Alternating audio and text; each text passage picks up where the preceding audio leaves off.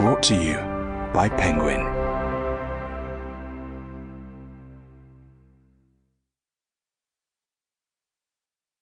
Single and Single by John le Carré. Read by Tim McInerney. Chapter 1. This gun is not a gun. Or such was Mr. Winsor's determined conviction when the youthful Alex Hoban, European Managing Director and Chief Executive of Transfinance Vienna, St. Petersburg and Istanbul, introduced a pallid hand into the breast of his Italian blazer and extracted neither a platinum cigarette case nor an engraved business card, but a slim, blue-black automatic pistol in mint condition, and pointed it from a distance of 6 inches at the bridge of Mr. Winsor's beakish but strictly non-violent nose. This gun does not exist. It is inadmissible evidence. It is no evidence at all. It is a non-gun. Mr. Alfred Windsor was a lawyer, and to a lawyer facts were there to be challenged. All facts. The more self-evident a fact might appear to the layman, the more vigorously must the conscientious lawyer contest it. And Windsor at that moment was as conscientious as the best of them. Nevertheless, he dropped his briefcase in his astonishment. He heard it fall. He felt the pressure of it linger on his palm, saw with the bottom of his eyes the shadow of it lying at his feet. My briefcase, my pen, my passport, my air tickets and traveller's checks, my credit cards, my legality.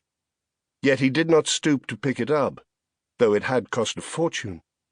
He remained staring mutely at the non-gun. This gun is not a gun. This apple is not an apple.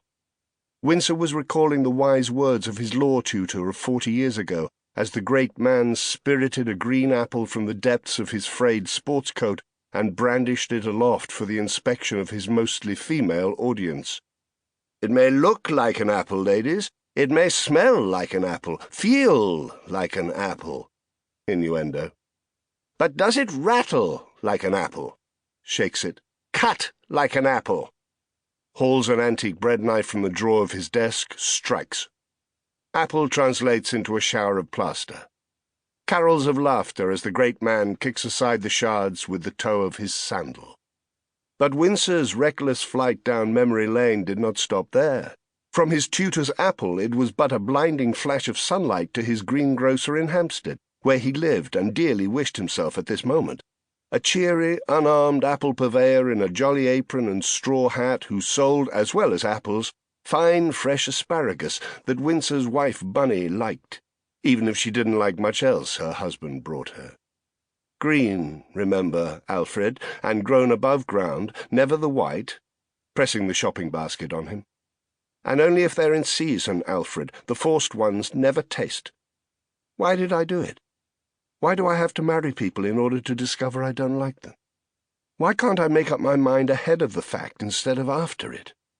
What is legal training for, if not to protect us from ourselves? With his terrified brain scouring every avenue of possible escape, Windsor took comfort in these excursions into his internal reality. They fortified him, if only for split seconds, against the unreality of the gun. This gun still does not exist. But Windsor couldn't take his eyes off it. He had never seen a gun so close, never been obliged to take such intimate note of colour, line, markings, burnishment, and style, all perfectly pointed up for him in the glaring sunlight.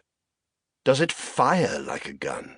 Does it kill like a gun, extinguish like a gun, removing face and features in a shower of plaster?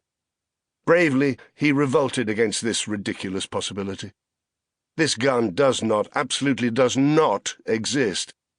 It is a chimera, a trick of white sky, heat, and sunstroke.